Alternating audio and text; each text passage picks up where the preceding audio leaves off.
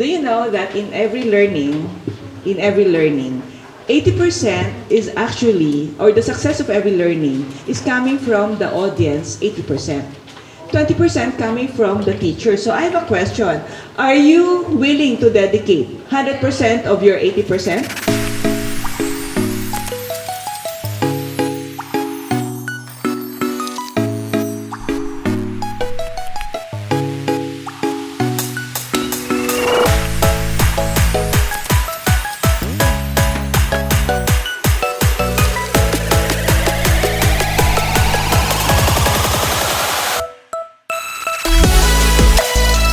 And do you know that XDT also wanted to be remembered somehow?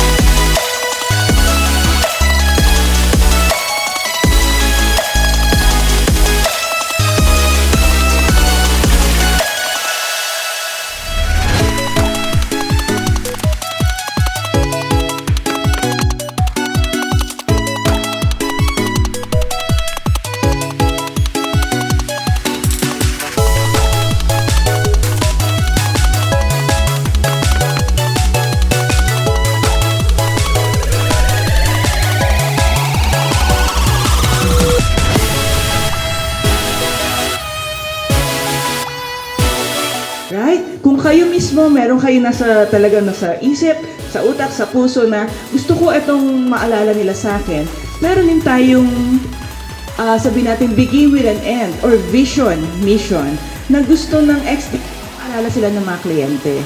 Now, I have a question. Do you have the heart to contribute to how XDT wants to be remembered? I want you to remember this positively. Be conscious.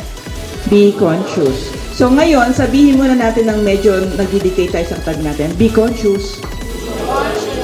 Be conscious. So ngayon naman, be conscious. We have to, why? Nakita niyo yung power ng vision niyo? Dapat maging conscious ka na you're representing it well. Nakita niyo yung power ng mission niyo? And lalo na yung core values, initiative, and malasakit.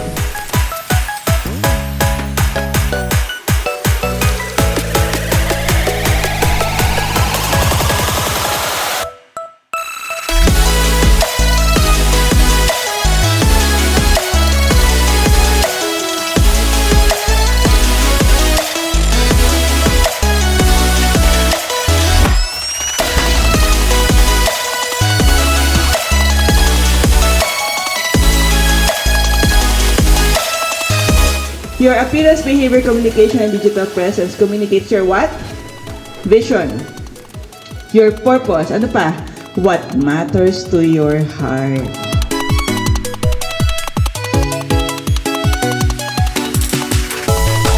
As you commit to your grooming, tuwing tinatamad, okay, tuwing sasabihin natin, dyan lang naman, di ba ganun tayo? Dyan lang naman. Tuwing sinasabi niyo yun, you are training yourself not to be reliable. In design, or sa design na principle, if you don't want to emphasize a part or area of your body, do not put or do not repeat or put details on it. So when I get invited, I always ask them, am I here as an image consultant, as the leadership coach, or am I here as your motivational speaker? Pag motivational speaker, dapat approachable, di ba? Mag-motivate ko sila, lighter color. But now, I'm here as your image consultant, darker color. Okay?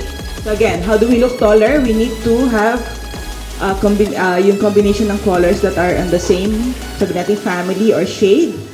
And then, pag tall na, okay lang na mag-high contrast. Let's now be after naman, anong message yung sinasend natin? Authority ba? Do you want to look expert or do you want to look approachable?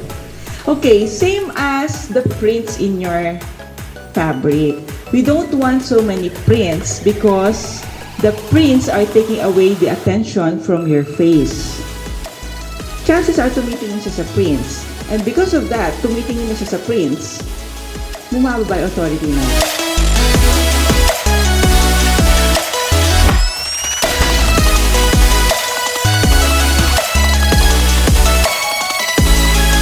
We just need to really learn from it. Gusto nyo role play yan as long as you deliver the correct content nung nire-report nyo.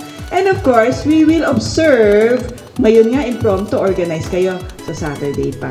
Ilang percent? Teamwork. Okay, so are we ready? Yan. Okay, so thank you so much everyone for having me today. Yan. And I'm so excited how this will level up you, not just you, also your family as well as XDP. So let's hear some words from...